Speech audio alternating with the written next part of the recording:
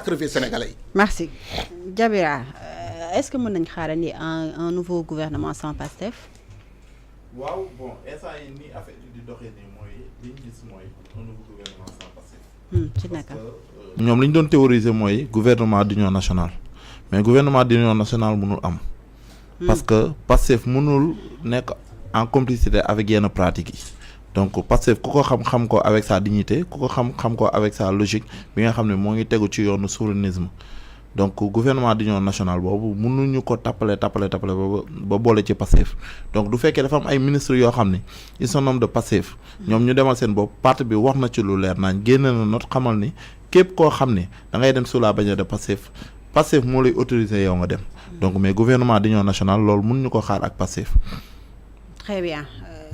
Am na solo leneen également lu nga xamante ne nemmeeku nañ ko mooy liste bi war a ñëw ñenn ñi ne nañ fuite dafa daal di am ba ñenn ñi ne ki nga xamante ne moo di Abdourahmane Diouf Asay Diomaye As moom la ñu fas yéenee teg fële ca ministre bi yor wàllum justice ban jàngat ngay am ci profil boobule bu fekkee ni li ñu wax am na tabb nañ ko ca poste boobule. damay gëm ne erreur gënul weesu loolu. pourtant nee nañ moom juriste la. non loolu gravité bu garaaw bu énorme la. parce que tey boo xoolee le profil du premier ministre d'abord donc le président Ousmane Sonko wax na ko nee na fal nañ premier ministre te consulté wuñ ñu te loolu erreur la mais au minimum tagg nañ ko wax nañ ay mbaaxam wax nañ ki mu doon trempe bi mu nekk ak. loxo yu set yi mu nekk Al Amin Lo donc ñu ngi koy féliciter ci nomination boobu noonu mais aussi moom su fekkee dafa bëgg gouverner am na yenn profil yoo xam daf ko war a xoolaat parce que aussi Pastef li mu wax leer na on est dans les dispositions d'accompagner le président de la République pour que Sénégal génn ci lendemain yi mu nekk mais aussi am na profil yoo xam ku ñu ko présenter du ñu douter en aucun moment que ni la sur le lendemain même la ñuy def motion de censure parce que aussi yaa gis dëkk du caaxaan am na ci ñoo xam ni seen moralité même ça fait défaut parce que li ñuy changer carte dafa bëri et puis ñoo ngi leen di reprocher yenn affaires yi donc la ñuy xaar à ce que ñoom ñu leeral ko autre chose genre personne yooyu nga bëgg leen ñëw jox leen ay ministère de souveraineté yu mel ne ay ministère de la justice wala de l'intérieur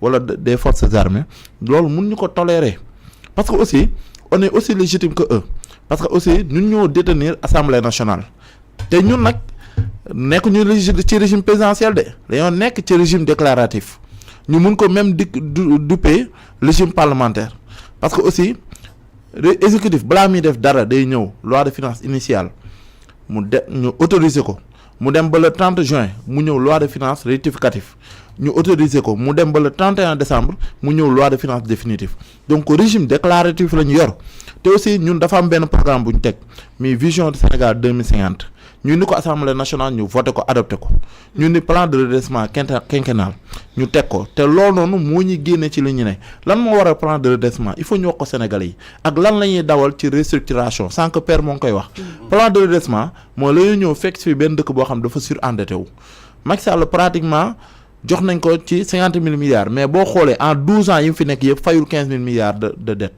Macky Sall te ñun en 3 ans on va payer 15 000 milliards de dette mu doon lu énorme loo xam ne muy lekk bu am doole Macky Sall en 12 ans boo xoolee li mu yor ci dette bi mu yor mosu cee fay 2000 milliards par an bi ëpp en 2024 la te 1800 milliards la.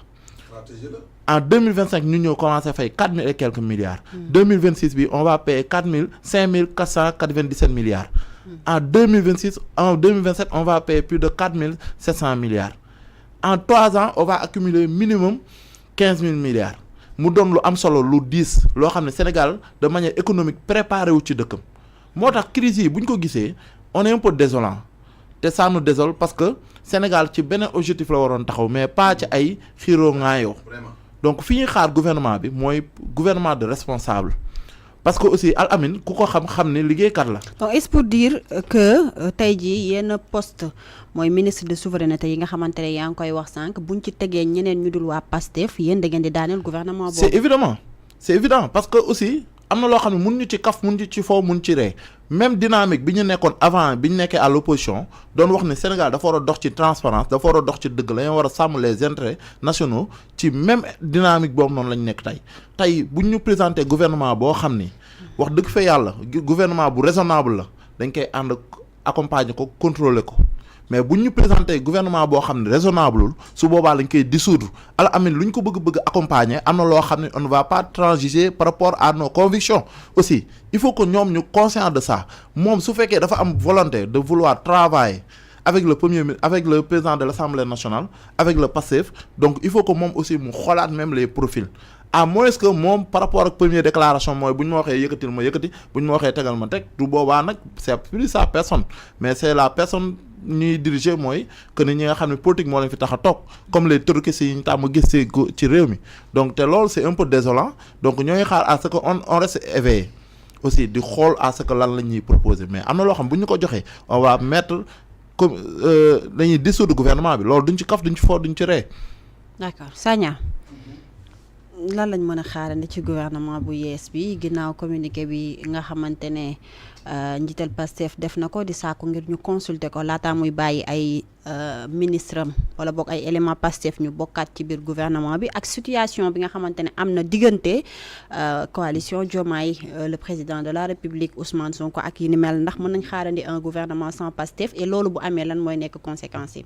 xam nga dañoo lancé benn ballon de sonde depuis hier ballon de sonde moom moo di da ngay sonder les populations di leen tàmmal benn tour ci benn poste pour que bu génnee bu bañ a def benn choc ci ñoom moo tax pour quelle raison les autres ministères fuyetewul ministre des forces armées la ma tax fuyetewul amul fuite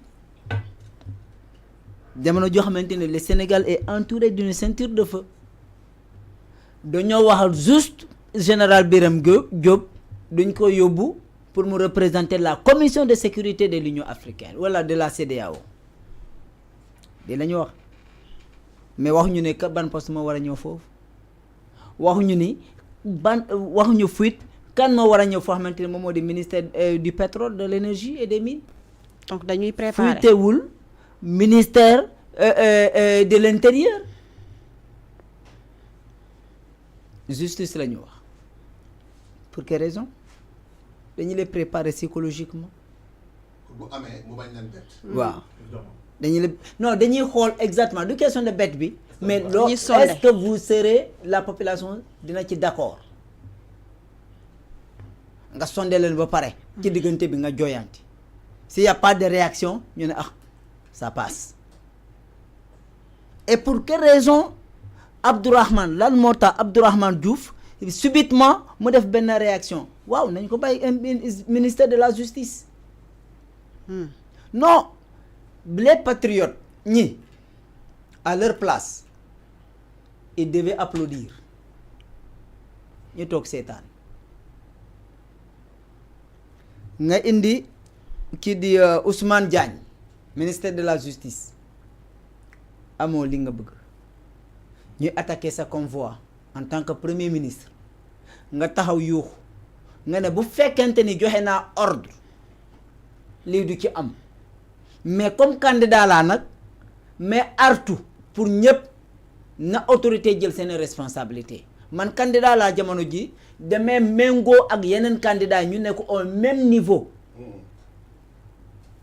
ci nekk même niveau boobu noonu nit ñi ko attaqué ko benn ñu attaqué ko 2 fois mu ne leen dans ce cas man maay chef gouvernement bu ma ne ministre de la justice defal ne da ngay def loolu xewoon na fi nga bañ amoo ci satisfaction temps boobu nga indi sa militant Yacine Diagne li nga bëggoon amoo ko ba yow en tant que le président de son parti nga ne ko yow vous êtes incapable yow ministère de la justice seeni projet boo xamante ni yéen ci boppam détourné nañ ko vous êtes incapable de retrouver ça qu'est-ce qui pose problème mu ñëwaat mu ne am nañ procureur sax da nga leen wax ñuy bañ te ku ñeme dañu laa dee lii son ko wax no ci assemblée nationale tey jii de bu As Malick ñëw nekk ministre de la justice wala premier ministre qu'est-ce que ça va changer il reste 2 années pas 3 ans puisque 3e année post-électorale la pré-électoral boobu noonu liggéey amu fa.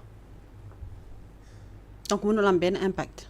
moi je ne vois pas pour quelle raison luñ ci tiit ñu toog seetaan. mais waa Pastef beneen bi moom moo di bu nekkee buñ ko yóbboo fële ci justice dañuy wàccee gouvernement bi nag. ben foofu laa bëggoon ñëw. allez-y. doo indi motion de censure ci benn gouvernement pour une personne da ngay xaar que le gouvernement pose ses actes. On ne peut pas mettre le pays dans ce qu'on appelle cette instabilité institutionnelle.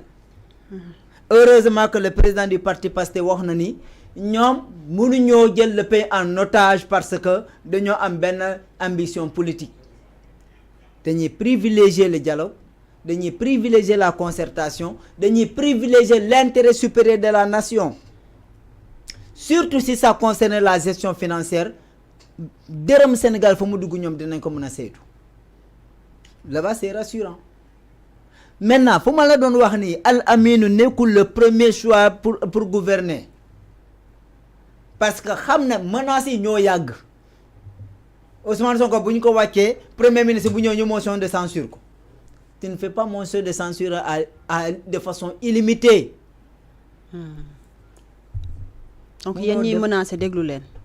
mënoo leen def motion de censure de façon illimitée. non xam nga ñun on reste logique ak suñu doctrine. Que ni képp on va gouverner on va encadrer de manière responsable mais am na ci yenn positionnement yoo xam ni ñun dañ koy juger de manière irresponsable te loolu su boobaa ñun su boobaa on sera le gardien même. waaw d'accord boo leen def motion de censure benn yoon mënutoo leen koo defaat. ankay motion de censure kay amul limité. loolu moom gisuma benn texte bu mun a limiter motion de censure li am kay mooy bu fekkee. Président de la République dafa am légitimité Assemblée nationale aussi dafa am légitimité bu fekkee amul la confiance même de l'exécutif day daaneel gouvernement bi donc loolu ndax àgg nañ fa wala àgguñu fa ñaanaluñ ko Sénégal li ñu bëgg mooy que ni nañu gouverner de manière responsable. te ngay indi d'abord ñu doxal waxtaan ngay indi d'abord motion de confiance. ngeen mun koo voter pour daaneel. motion de confiance le premier ministre moo koy demander. Au Parlement. Oui, c'est ça que je mais bu fekkee Assemblée nationale am na initiative bu def même motion de censure. Birame Souleye Diop moo wax Amadou Ba ci déclaration de politique générale à l'Assemblée nationale.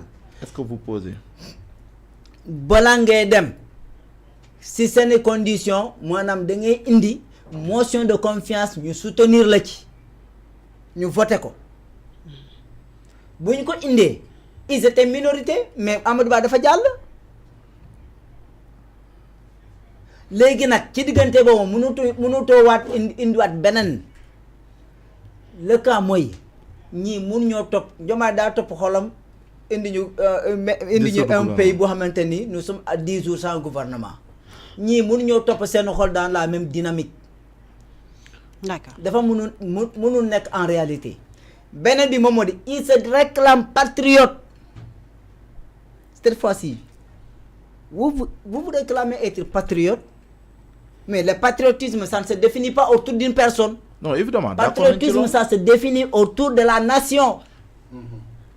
Je vais poser une question, Sanya. Intérêt supérieur exclusif de la nation. Moi, je vais poser une question. Vas-y. Si nous avons un profil que nous pouvons supporter le gouvernement à ce que nous occupions un poste, par moralité, c'est l'intérêt supérieur de la nation.